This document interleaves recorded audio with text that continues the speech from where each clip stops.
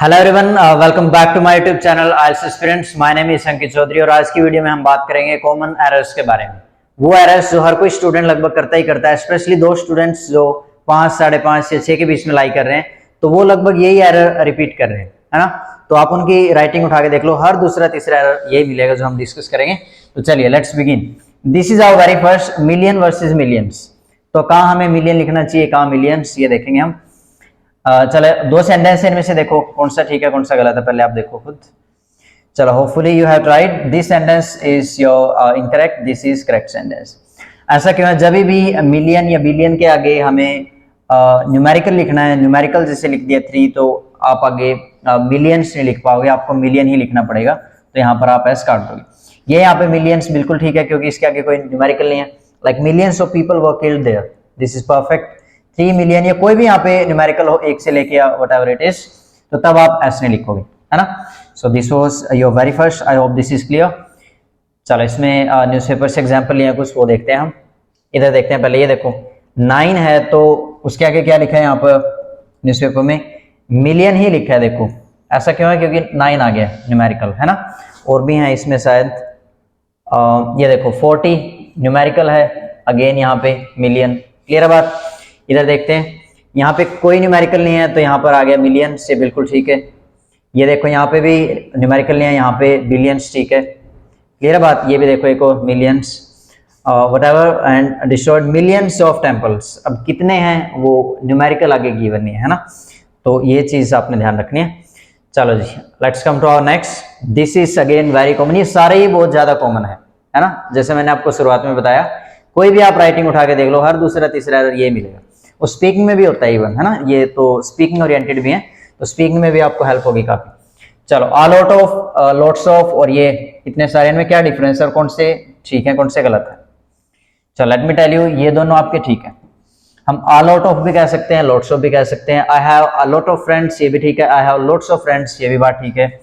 ये चीज बिल्कुल गलत है। अ लॉट्स ऑफ कुछ नहीं होता, खाली लॉट ऑफ भी कुछ नहीं होता, है ना। और आ लॉट को अगर हम इकट्ठा कर दें, ये भी कुछ नहीं होता। तो ये तीनों आपके गलत हैं और ये आपके दोनों ठीक है ना। तो ये भी आपने ध्यान रखना है। Again this useful for both speaking and writing. चलो, this is our third. Again this is very common. ये लाइन मैं बार बार बोलता रहूंगा क्योंकि कॉमन है ही है ये एक्चुअली। एक मिनट। चलो, क्या है इसमें समस्या? What is the difference between UK, Britain and England? ये टास्क 1 में आपको मिलता है। अगर यूके गिवन है तो बच्चे लिख देते हैं ब्रिटेन, ब्रिटेन है तो वो लिख देते हैं इंग्लैंड, है ना। इसको इंग्लैंड प्रोनाउंस करते हैं, इसको ब्रिटेन प्रोनाउंस करते हैं, हिंदी में ब्रिटेन बोलते हैं। तो डिफरेंस क्या है? चलो, ये एक पिक्चर ऐसे समझते हैं हम। ये दो ब्रिटिश आइल्स हैं, छोटे छोटे आइलैंड्स हैं, ठीक है ना। जिसमें से जो उधर वाला है, बड़े वाला, उसमें 3 कंट्रीज आती हैं, इंग्लैंड, वेल्स एंड स्कॉटलैंड। इन तीनों कंट्रीज को कलेक्टिवली क्या बोलते हैं हम? ब्रिटेन बोलते हैं। जब इसमें नदर्न आइलैंड ऐड कर लेते हैं, जैसे ये रेड वाले पार्ट में कवर किया है, तब ये हो जाता है आपका यूके। और इंग्लैंड क्या है? इंग्लैंड एक अलग कंट्री है, इंडिपेंडेंट कंट्री है, ठीक है ना। चलो, सेम चीज को हम ऐसे समझ सकते हैं। We can say this is our UK. UK के अंदर आपका आता है ब्रिटेन और उसके अंदर एक कंट्री आती है इंग्लैंड। तो अगर इंग्लैंड गिवन है तो आप उसकी जगह ब्रिटेन नहीं कर सकते, है ना, क्योंकि ब्रिटेन के अंदर इंग्लैंड है, इंग्लैंड के अंदर ब्रिटेन नहीं है। आई होप दिस इज क्लियर। और अगर आपको थोड़ा सा पैराफ्रेजिंग करनी है तो हो सकती है, पॉसिबल है। यूके है तो उसको यूनाइटेड किंगडम कर सकते हैं। ब्रिटेन के अगर लोगों की बात है then you can say British people. England के अगेन लोगों की बात है तो you could say English people. लेकिन कंट्री को ब्रिटेन की जगह इंग्लैंड, इंग्लैंड की जगह ब्रिटेन कर दें, वो चीज गलत है, ठीक है ना। ये मैप दिखाने का पर्पज यही था कि इन सारों में डिफरेंस होता है। चलो जी, दिस इज आवर नेक्स्ट। ये मैंने आपको बताया भी था अलग से वीडियो में, अगर आपने देखी हो मैं लिंक डाल दूंगा डिस्क्रिप्शन में, ये वाली वीडियो आप जाके देख सकते हो। चलो, यहाँ भी इसको थोड़ा सा डिस्कस करते हैं हल्का सा। सम टाइम अगर गैप के साथ है तो इसका मतलब होता है आपका कुछ समय, कि जैसे मुझे कुछ समय दो, गिव मी सम टाइम। ये जो है गैप के साथ, जो गैप के साथ नहीं है, विदाउट गैप है, इसका मतलब है कभी, है ना। आओ कभी हमारे घर, कभी तो सच बोलो, कभी तो टाइम पर आओ, है ना, कभी तो मुझसे मिलो, आओ कभी हवेली पर, वो बोलता है आपका अमरीश पुरी साहब, सॉरी। समटाइम्स इसका मतलब है कभी कभी, 2 बार। बोलते हैं ना कभी कभी ये होता है, जैसे sometimes I go to park, sometimes I play cricket, sometimes I do this. तो ये आपको जनरली यूज करना होता है, इनका भी यूज होता है, ज्यादा ये होता है स्पेशली इन स्पीकिंग। जैसे स्टूडेंट बोलते हैं sometime I do this, know sometimes I do this, है ना। तो ये 3 वर्ड में क्या डिफरेंस है ये भी देख लेना आपने अच्छे से। चलो let's come to our fifth, there versus their. 2 there होते हैं, क्या डिफरेंस है। ऐसे ही 2 देन है, ऐसे ही 2 इट्स और इट्स हैं, इनमें क्या डिफरेंस है देखते हैं। चलो पोजेसिव एडजेक्टिव होते हैं, पहले वही समझते हैं हम। जैसे मैं कुछ लिख रहा हूं, I have done my work. अब ये माई किसको देख के आया है, आई को देखे, आई का पोजेसिव एडजेक्टिव माई। अगर मैं लिखूं यहाँ पर वी, तो we have done our work, our किसको देख के आया है, वी को देख के, पोजेसिव एडजेक्टिव है। तो ही के लिए क्या यूज करते हैं, he has done his work. She है तो she has done her work. ऐसे ही आपका दे है तो they have done their work, ये वाला their, EIR, this one possessive adjective. और वो देयर क्या है, इसका मतलब होता है यहाँ वहाँ, है ना। Once there was a crow, ये इसको सेंटेंस में यूज करते हैं कई बार, जैसे there is a boy, there is a girl.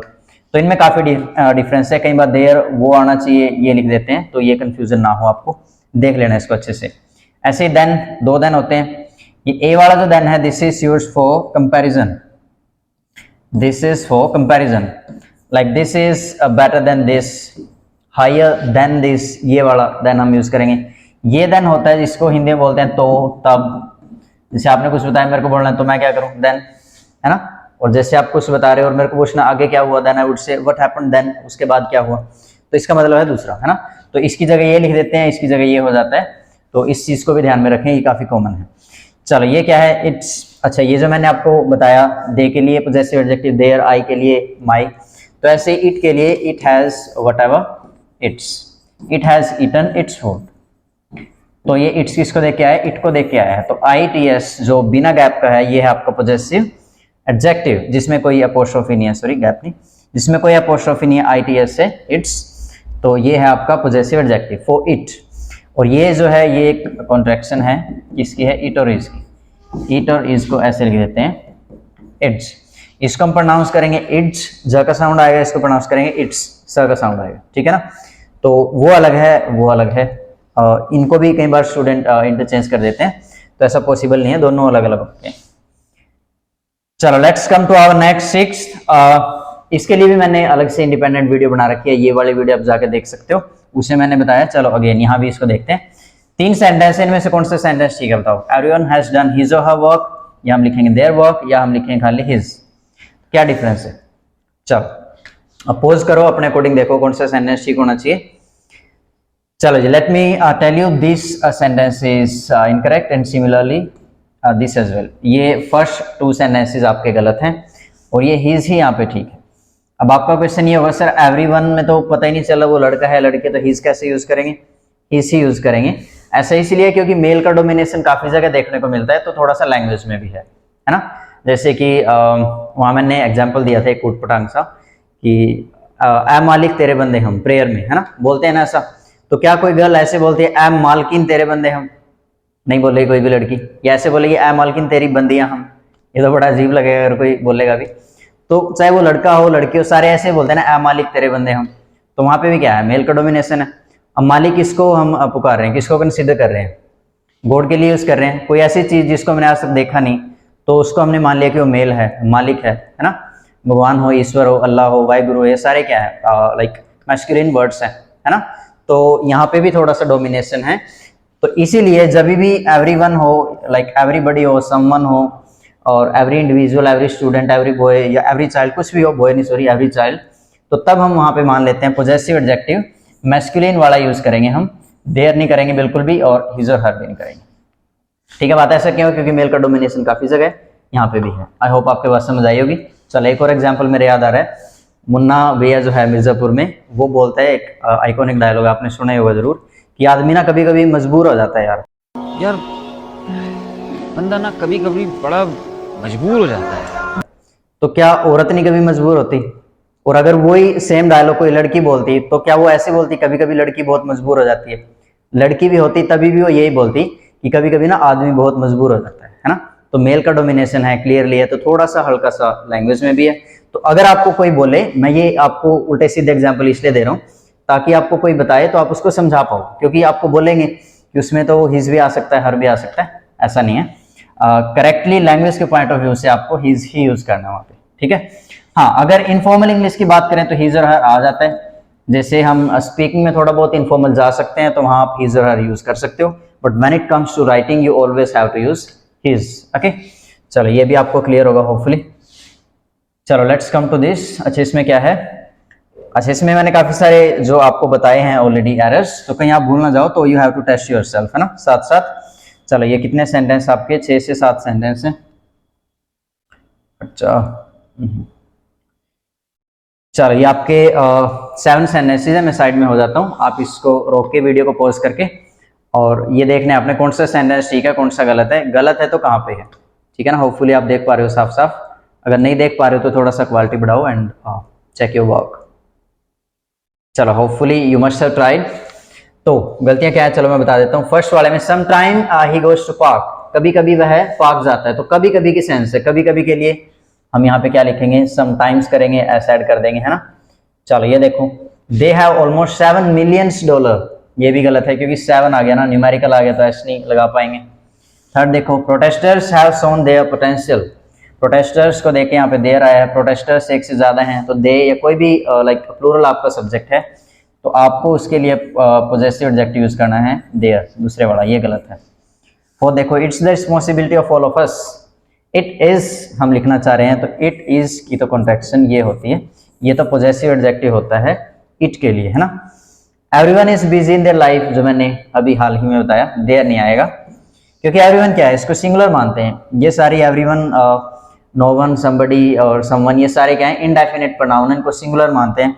Singular मानते हैं तो देयर तो बिल्कुल कटेगा, है ना। हिज और हर क्यों कटेगा भी आपको लंबी चौड़ी मैंने कहानी बताई। चलो 6 देखो, he was feeling down then I went to him and motivated him. बिल्कुल ऑब्वियस एरर है कि तब मैं वहां गया उसके पास और मैंने उसको मोटिवेट किया, तो तब और तो की बात है तो हम लिखेंगे देन। ये तो आता है कंपैरिजन के लिए। चलो 7th is a lots of trees have been cut down this year. A lots of क्या होता है भाई? ये तो कुछ नहीं होता। या तो हम लिखें खाली लॉट्स ऑफ, आ काट दें, या हम लिखें आ लॉट ऑफ। ये दो ही ठीक है, बाकी की जो भी पॉसिबिलिटी बनती है वो गलत है, ठीक है ना। तो यहाँ तक होपफुली आप समझ पा रहे हो अच्छे से, कोई कंफ्यूजन नहीं होनी चाहिए। चलो जी, let's come to our next. ये आपको हल्के से क्वेश्चन इसलिए दिखाए ताकि आप भूल ना जाओ, ज्यादा ना हो जाए आपके लिए काम, है ना। So this is our next. इसको भी आप डिनाई नहीं कर सकते कि आपको लाइक कभी कंफ्यूजन नहीं हुई। जो बच्चे 5 से 6 के बीच में लाइक कर रहे हैं उनको कंफ्यूजन जरूर होती होगी। वो पर्सपेक्टिव लिखना चाहते हैं लेकिन लिख कुछ और देते हैं, तो ये सिमिलर से वर्ड है, इनका मतलब देखते हैं। प्रोस्पेक्टिव होता है आपका संभावित, जिसको बोल सकते हैं something that is likely to happen, like today rain is prospective, okay. दूसरा है पर्सपेक्टिव, इसका मतलब होता है ओपिनियन। ये हमारे काम का वर्ड है जो हमको लिखना है, इन माय ओपिनियन, मेरे दृष्टिकोण में, in my point of view, है ना। प्रोस्पेक्टस क्या होता है? दिस इज लाइक एक छोटी सी बुक होती है in which detailed information is given about कोई भी, जैसे एजुकेशनल इंस्टीट्यूट हो, कोई स्कूल, कॉलेज, यूनिवर्सिटी, है ना, उसके बारे में होता है। और ये क्या होता है जी? पर्सपेक्टिव। ये कुछ नहीं होता है। हाँ, स्टूडेंट जरूर लिख देते हैं, ये वर्ड लिखना चाहते हैं, स्पेलिंग ये कर देते हैं, तो ये वर्ड कुछ होता ही नहीं। मीन्स ऐसा कोई वर्ड ही नहीं है जो इंग्लिश लैंग्वेज में एग्जिस्ट करे। तो बचे हमारे पास 3, इन तीनों में से इसका कोई काम नहीं है ना, इसको कहाँ हमने यूज करना, तो ये भी हम छोड़ देंगे। प्रोस्पेक्टिव, इसका भी कोई काम नहीं है, तो बचा हमारा ये वर्ड पर्सपेक्टिव। इसकी स्पेलिंग आपको क्लियर होनी चाहिए when it comes to writing. अगर आप स्पीकिंग में यूज कर रहे हो तो your pronunciation must be clear, तो PER होगा, RE नहीं होगा, ठीक है। चलो जी आगे आते हैं फिर next. This is our next 8th। ये तो मैंने आपको कॉम्प्लेक्स सेंटेंस वाली वीडियो में बताया था, तो कॉम्प्लेक्स सेंटेंस की मैंने 3 से 4 वीडियो बना रखी है, वो आप जाके जरूर देखें। अगर आपको लाइक अच्छे ले पा रहे हो राइटिंग में, तो अगर आपको उससे ऊपर जाना है then you should look for those complex sentences. अगर आप 5 से 6 के बीच में लाइक कर रहे हो तो ये वीडियो आपके लिए बहुत ज्यादा यूजफुल होगी जी। इसमें गड़बड़ क्या है? ये दोनों ही गलत लिखे हुए हैं। इन और स्पाइट को हम अलग अलग लिखते हैं, इकट्ठा नहीं लिख सकते। तो स्टूडेंट जो इसको इकट्ठा लिख देते हैं, दे नीड टू नो कि इकट्ठा नहीं होता, अलग अलग है। इसमें क्या गड़बड़ है? डिस्पाइट के साथ हम ऑफ नहीं यूज कर सकते, तो ये खाली डिस्पाइट होता है। क्लियर है बात? तो ये बोलते टाइम भी लिखते टाइम भी, दोनों टाइम आपको ध्यान रखना है जी। नेक्स्ट 9th, ये बिल्कुल बच्चों वाली चीज आ गई है, लेकिन फिर भी बच्चे समझते नहीं है। ये तो वो जो बहुत ही ज्यादा बच्चे, जो भी है कारण, बट गलतियां होती हैं। आई एम अ स्टूडेंट, आई जो है यहाँ पे कैपिटल है, बिल्कुल कैपिटल ही रहेगा। Everyone knows I am a student और everyone knows I am a student means I यहाँ पे कैपिटल है, यहाँ पे स्मॉल है, तो कैपिटल लिखेंगे स्मॉल लिखेंगे। अगेन बिल्कुल बच्चों वाली बात है, आई जब भी इंडिविजुअल होता है वो बड़ा ही होता है, छोटा उसको हम नहीं लिख सकते। अगर वो इंडिविजुअल है तो, अगर वो वर्ड में है, जैसे वर्ड में है आई एन के इंक, तब तो उसका ही छोटा ही रहेगा अगर वो बीच में है तो, ठीक है ना। अदरवाइज अगर वो इंडिविजुअल है, चाहे वो शुरुआत में हो, एंड में हो, बीच में हो, आई हमेशा बड़ा रहता है, ठीक है बात। तो ये चीज ध्यान रखें। स्पीकिंग में तो क्या ही काम है, राइटिंग में काम आएगी चीज। ये अगेन बच्चों वाली चीज, स्टूडेंट लिख देते हैं, जैसे ऐसे टाइप होता है ना, to what extent do you agree और डिसएग्री, और वो लिखना चाहते हैं मैं अग्री हूं, बट वो लिख देते हैं आई एम अग्री। अब ऐसा लगता है उनका नाम अग्री है, बट ऐसा नहीं होगा, आई एम अग्री नहीं होगा, आपको एम काटना पड़ेगा ये, तो आप लिखोगे आई अग्री, ठीक है। सिमिलरली ये आप एम काट दोगे, आप लिखोगे आई डिसएग्री। इसका अगर नेगेटिव करना है तो आप ये नहीं कह सकते आई एम नॉट अग्री, आप बोलोगे आई डू नॉट अग्री, और सिमिलरली नीचे लिखोगे आई डू नॉट डिसएग्री, मैं डिसएग्री नहीं हूं, अगर आप ऐसा लिखना चाहते हो, ठीक है बात। ऐसा क्यों है, मैंने एम क्यों हटाया, क्योंकि अग्री और डिसएग्री क्या है, वर्ब है। अगर आपको बोलना है कि मैं जाता हूं, मैं स्कूल जाता हूं, तो आप ऐसे ही बोलोगे ना आई गो, ऐसे तो नहीं कह सकते आई एम गो, ऐसी इंग्लिश तो होती नहीं है, इज एम आर के साथ फर्स्ट फॉर्म तो आ नहीं सकती, तो इज एम आर के साथ ये तो फर्स्ट फॉर्म आई है, इसीलिए वो गलत है, ठीक है ना बात। I hope this is clear to you. तो अगर आपको लिखना है बोलना है तो आपको बोलना है I agree I disagree, okay. I am agree I am disagree ये बहुत ज्यादा गलत है।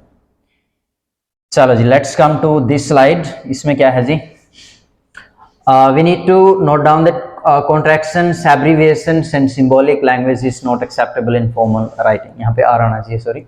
These all are not acceptable in our IELTS writing. इनको एक्सेप्ट नहीं किया जाता है किसी भी फॉर्मल राइटिंग में, IELTS की राइटिंग नहीं, कोई भी फॉर्मल राइटिंग हो जहाँ पे भी मतलब फॉर्मेलिटी आपको शो करनी है, इन दैट केस आप ये सब नहीं लिख सकते। एब्रीविएशंस, कॉन्ट्रैक्शंस और सिंबॉलिक लैंग्वेज क्या होती है, देखो एब्रीविएशन होती है शॉर्ट फॉर्म लिख देते हैं, जैसे ये क्या है, आ नंबर ऑफ को ऐसे कर दिया, ऐसे कर दिया तो दिस इज रॉन्ग। गवर्नमेंट को शॉर्ट फॉर्म में ऐसे कर दिया, ये भी गलत है ना। ये एसीसी अकाउंट को कर दिया, और ये देखो अप्रोक्सीमेटली को अप्रोक्स कर दिया, एटसेट्रा को ईटीसी कर दिया, ये भी गलत है। इसकी स्पेलिंग कई बार स्टूडेंट को पता नहीं होती, चलो वो मैं बता देता हूँ इधर, this is the correct spelling. और वैसे भी ये इतना अच्छा वर्ड नहीं है, अगर आपको स्पेलिंग पता लग भी गई फिर भी इतना अच्छा वर्ड नहीं है, इसकी जगह आप लिखो शो ऑन, है ना, ज्यादा फॉर्मल है, ज्यादा आसान है। फिर भी अगर लिखना चाहते हो तो ये तो बिल्कुल नहीं लिखना, फुल फॉर्म लिखो। ये देखो ब्रदर को ब्रो बोल देते हैं। स्पीकिंग में चलो हालांकि हम थोड़ा सा इनफॉर्मल जा सकते हैं, लेकिन इतना इनफॉर्मल तो वहां भी नहीं होना चाहिए कि आप अपने भाई के बारे में बात कर रहे हो और you are saying my bro, no, my brother ही होना चाहिए, है ना। ये सिंबॉलिक लैंग्वेज, ये बिटवीन लिख देते हैं जल्दी जल्दी में, है ना। एग्जाम्पल को आई ई कर देंगे, ईजी कर देंगे, ये नहीं होना चाहिए। एंड को ऐसा कर देंगे, जी नहीं, ये सारे गलत हैं, आपको ऐसा नहीं करना, पूरा एंड लिखना है, ठीक है ना। कॉन्ट्रैक्शंस क्या होते हैं, दो चीजों को जोड़ के हम बना देते हैं, डू नॉट को कर दिया डोंट, ऐसा नहीं कर सकते, डिड नॉट को कर दिया डिडंट, है ना, कैन नॉट को कर दिया कांट। हाँ, ये स्पीक में चल जाती है बात, when it comes to speaking तब तो हम बोल सकते हैं, but when it comes to writing आप तब ऐसे नहीं लिख पाओगे। तो क्या लिखना, आपने पूरा लिखना है, जैसे डिड नॉट अलग अलग, है ना, डू नॉट वो भी अलग अलग। लेकिन कैन नॉट के बारे में आपको बता दूं, कैन नॉट जो है इकट्ठा ही होता है, इसको हम अलग अलग नहीं कर सकते। अब ऐसा क्यों है किसी को नहीं पता, इंग्लिश इनकी है, इनकी माया है, इन्होंने क्यों किया ऐसा, बट फिर भी कैन नॉट को हम इकट्ठा ही लिखते हैं, अलग अलग नहीं लिखते हैं। तो ये क्या था, कॉन्ट्रैक्शंस वगैरह नहीं यूज करनी राइटिंग में। चलो जी, अदर के साथ सिंगुलर प्लूरल ये क्या आता है, इसमें भी बच्चे काफी पजल रहते हैं। देखो अदर अगर आप लिख रहे हो उसके बाद जो नाउन आएगी सिंगुलर आएगी, अनदर के साथ, ओहो मैंने उल्टा कर दिया, सॉरी, मैं ये काम खराब कर दिया था, आपने इसको काट दो। अदर के साथ आपने लिखना है प्लूरल, ये मैंने जल्दी जल्दी में कर दिया शायद, और अनदर के साथ करना है आपने सिंगुलर, ठीक है बात। अदर है तो प्लूरल नाउन, अनदर है तो सिंगुलर नाउन, और जब द अदर है तो उसके साथ सिंगुलर भी आ सकती है, प्लूरल भी आ सकती है, दोनों ठीक है ना। क्योंकि द अदर क्या है, एक स्पेसिफिक केस है, और वो क्या है, एक जेनरिक केस है। इंग्लिश की बहुत मतलब अलग बात है, इतना खैर डीप में जाने की जरूरत नहीं है, बस आप ये समझ लो अदर के साथ प्लूरल, अनदर के साथ सिंगुलर। द अदर है तो सिंगुलर भी आ जाएगा, उसके साथ प्लूरल भी आ जाएगा। तो जैसे मेरे को बोलना है अदर स्टूडेंट्स, स्टूडेंट्स ही होगा क्योंकि अदर है, अनदर है तो स्टूडेंट ही होगा, द अदर है तो स्टूडेंट्स भी हो सकता है, द अदर है तो स्टूडेंट भी हो सकता है, ठीक है ना। तो लिखते टाइम, क्योंकि ऐसा तो आपको लिखना पड़ता है, आप डिनाई कर ही नहीं सकते कि हमें तो इसकी जरूरत है ही नहीं, होती है बिल्कुल, है ना। राइटिंग में ज्यादा होती है, स्पीकिंग में भी होती है, तो वहां भी इसको ध्यान रखें। चलो अगेन मैंने ये कुछ सेंटेंस लिए हैं, you have to test yourself. Again इसको पॉज करो, चलो मैं हट जाता हूँ और आपको चेक करना है ये जो 7 से लेके जो 12 तक के जो थे आपके एरर्स उनसे रिलेटेड है बस। बाकी एंड में मैं वीडियो लेके आऊंगा जिसमें हम काफी सारे डिस्कस करेंगे। ये तो इस वीडियो में सिर्फ 12 हैं and this is only the first part.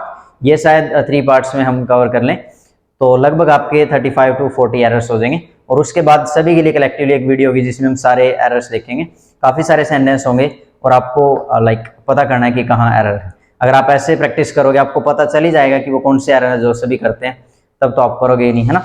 चलो इस पे आते हैं तो फिर इसको पॉज करके देखो आप। चलो होपफुली यू हैव ट्राइड।